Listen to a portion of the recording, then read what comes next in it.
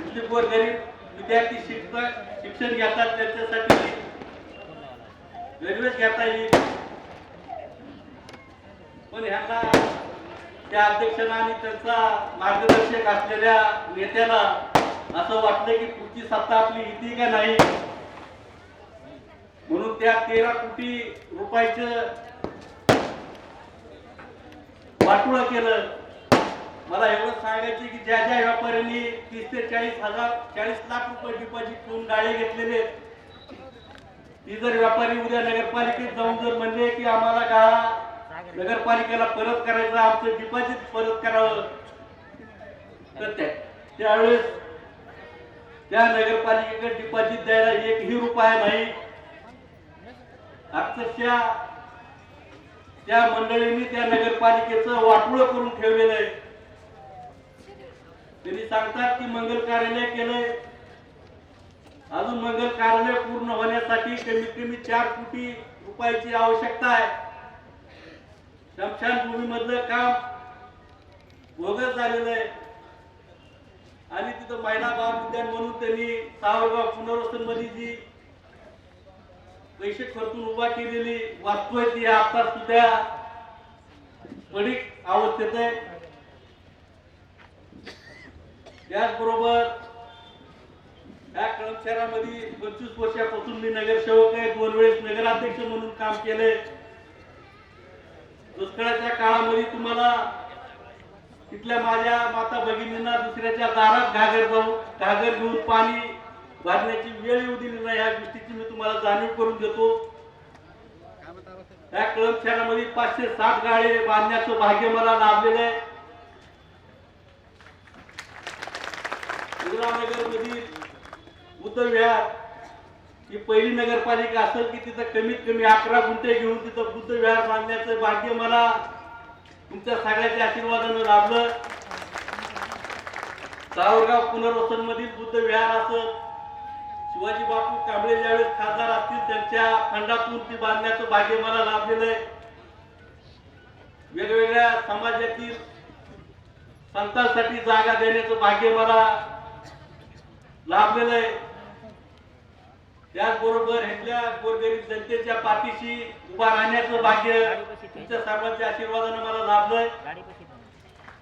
ज्या वेळेस कळंब तालुक्यातील नागरिक असतील किंवा कळंब शहरातील गोरगरीब जनता असेल त्यांना ज्यावेळेस संकट येईल त्यावेळेस नाव जर कुणाचं त्यांच्या मुखात येत असेल तर ती फक्त शिवाजी आप्पा कापसे म्हणून, आणि ज्या वेळेस त्यांना अडचणी निर्माण होतात त्यावेळेस त्यांच्या पाठीशी उभा राहण्याचं काम मी आजपर्यंत करीत आलेलो आहे.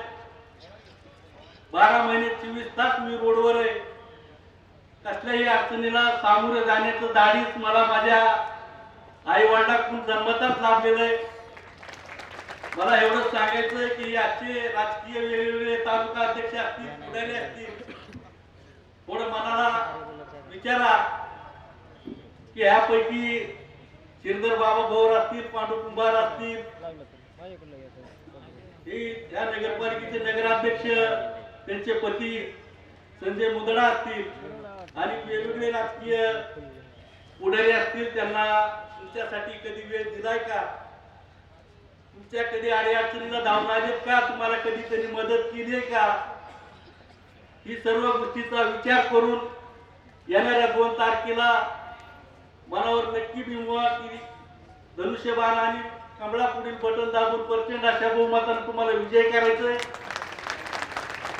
25 वर्षामध्ये मी कुठलाही भ्रष्टाचार केलेला नाही आणि करणार नाही आणि कुणाला करून सुद्धा देणार नाही, तुम्हाला शब्द देतो. कृषी उत्पन्न बाजार समितीचा सभापती म्हणून मी आज काम पाहतोय. आता इथे कळंब तालुक्यातील बरेच साक्षीदार असतील की 350 कोटी साहेब कृषी उत्पन्न बाजार समितीच्या स्वतःच्या फंडामधून गोळा करून या कृषी उत्पन्न बाजार समितीचे एकही रोड न शिल्लक होता सिमेंट रोडचं काम या कृषी उत्पन्न बाजार समिती आणि माझे सर्व कृषी उत्पन्न बाजार समितीमधील सहकार्यांनी सहकार्य करून आम्ही ती पार पाडलेलं आहे. कृषी उत्पन्न बाजार समिती या सीसीटीव्ही कॅमेऱ्याच्या नजरेखाली बाजारपेठ शिराडोन येथील बाजारपेठ चालू करण्याचं भाग्य तुमच्या सर्वांच्या आशीर्वादाने मला लाभलेलं आहे. त्या येणाऱ्या शेतकऱ्यांच्या मालावरती 2 किलोचा करता होता, ती करता कमी करण्याचं काम सध्या आमचं सर्व संचालक आणि माझ्या हातून झालेलं आहे. बरीच कामं जर सांगायला गेली तर दिवस पुरणार नाही, म्हणून मी एवढंच सांगतो की तुम्हाला हात जोडून विनंती करतो की कुणाच्याही भूलथापेला बळी पडू नका, त्यांच्या बोलण्यावर जाऊ नका. ही 1 नंबरचे ही नगरपालिकेच्या जीवावर त्यांचा परपंच चालविणारे ही कार्यकर्ते. मला एवढंच सांगायचंय की मला असं वाटतंय की श्रीधर बाबा पवार यांनी शिवाजी कापसेला पाडण्यासाठी सुपारी घेतलेली आहे. कारण की त्याचं बरेच उदाहरण तुम्हाला देता येतील की मी माझ्या बायकोला शब्द दिलता म्हणून मला तिला नगराध्यक्ष पदासाठी उभा करायचंय. कुठलीही नियोजन नव्हतं, कुठले नगरसेवक त्यांनी तयार केले नाहीत किंवा कुठल्याही वार्डामध्ये त्यांचा नगरसेवक म्हणून चांगल्या पद्धतीचा माणूस उभा नाही. सर्व साहेब गळाटे ज्याला मात्र म्हणतात ती सगळं मात्र गोळा करून त्यांनी बाकीच्या नगरसेवकांना उमेदवारी दिली आणि 20 नगरसेवकांपैकी फक्त 16 नगरसेवक त्यांच्या पाठीशी उभा राहिले आणि त्यांनी पॅनल उभा करून लोकांना मतं मागण्याचं काम त्यांच्या हातून होत आहे. त्याच्या मागे मोठं षडयंत्र आहे, तुम्ही समजून घ्या आणि ही मताची विभागणी करू. कुठंतरी कुणाला तरी मत निवडून आणण्यासाठी यांनी लावलेला हा डाव आहे. आणि काल परवा ओबीसीच्या नावाखाली ओबीसी संघर्ष समिती म्हणून त्यांनी जी पाठिंबा दिला. मला एवढंच सांगायचं की इथं बसलेल्या जी माझ्या मात्या भगिनी असतील, इथं बसलेले माझे वडीलधारी मंडळी, माझे मित्र कंपनी असतील की 25 वर्षाच्या कालावधीमध्ये कधी शिवाजी कापसेच्या तोंडातून कुणाला कुठल्या जातीवर बोलण्याचा कुणी जर शब्द ऐकला असेल तर तुम्ही माझे कान जोडू शकता. काम करत असताना कुठलाही व्यक्ती कोणत्या जातीचा कोणत्या धर्माचा आहे ही मी कधी पाहिलेलं नाही.